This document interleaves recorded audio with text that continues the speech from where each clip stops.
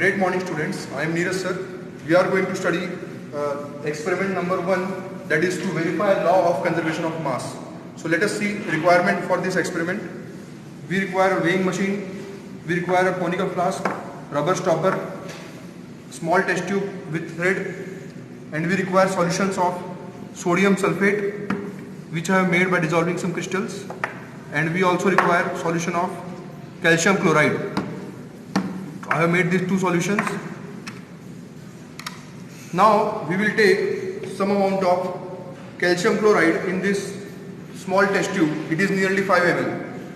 After taking this, we have to put this test tube inside this conical flask, and also we require some amount of other solution, that is sodium sulfate.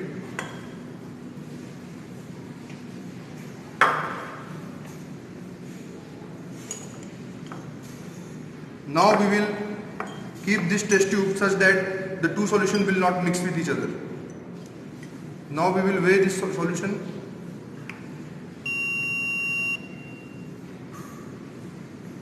Now we will note down the weight of the starting reactants. The weight is 199.40.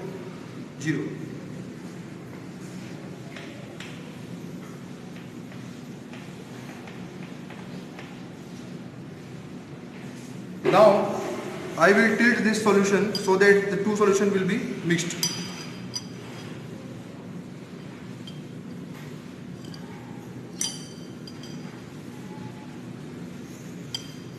You can see some white precipitate in this solution. Now we will weigh this arrangement again.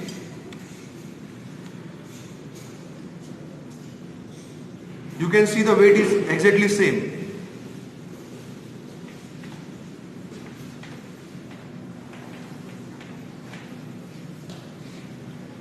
So what is conclusion of this experiment? The total weight of reactants and the total weight of product in a given chemical reaction remains constant. So this is nothing but law of conservation of mass.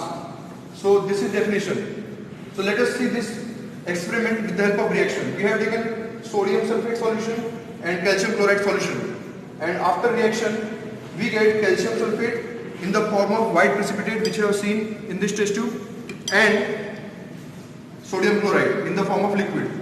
So the white precipitate is of calcium sulfate and the liquid form is sodium chloride. So you can see the weight of reactants and